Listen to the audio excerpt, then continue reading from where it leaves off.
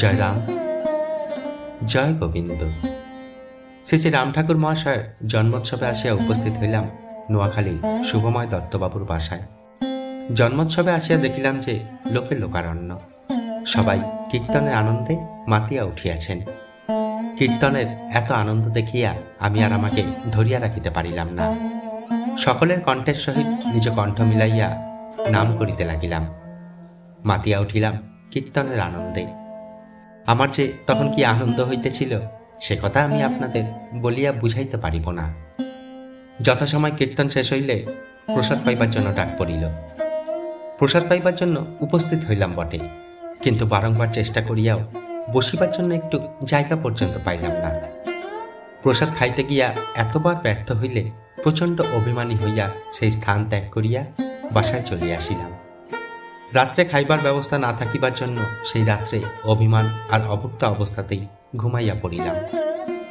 তবে পরের দিন প্রভাতেই মিষ্টি মধুর নাম কানে আসিতেই আবার আসিয়া উপস্থিত হইলাম শুভময় দত্তবাবুর বাসায়।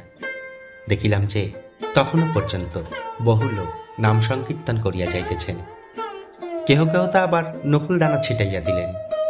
তাহার মধ্যে কয়েকটা আবার আমার মাথায় আসিয়া পড়িল। আমি তাকাইয়া দেখিলাম যে বহু লোক মাটি হইতে সেই নকুল দানা কুড়াইয়া অত্যন্ত ভক্তি সহকারে মাথায় ঠেকাইয়া গ্রহণ করিতেছেন। হঠাৎ কে যেন আমার মুখের ভিতর একটি নকুল দানা এক প্রকার জোর করিয়া প্রবেশ করাইয়া দিলেন।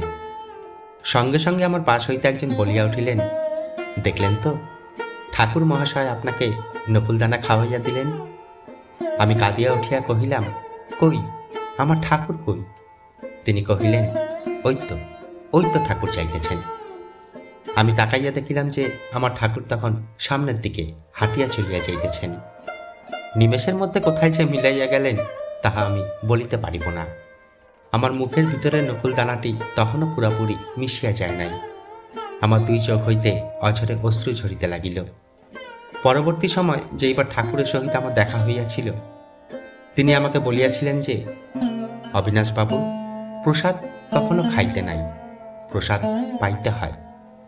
ঠাকুরের এইরূপ উপদেশ শুনিয়া আমি ছুটিয়া গিয়া আমার ঠাকুরের শ্রী চরণ দুইখানি জড়াইয়া ধরিয়া হাউমাউ করিয়া কাঁদিয়া উঠিলাম। জয় রাম, জয় গোবিন্দ।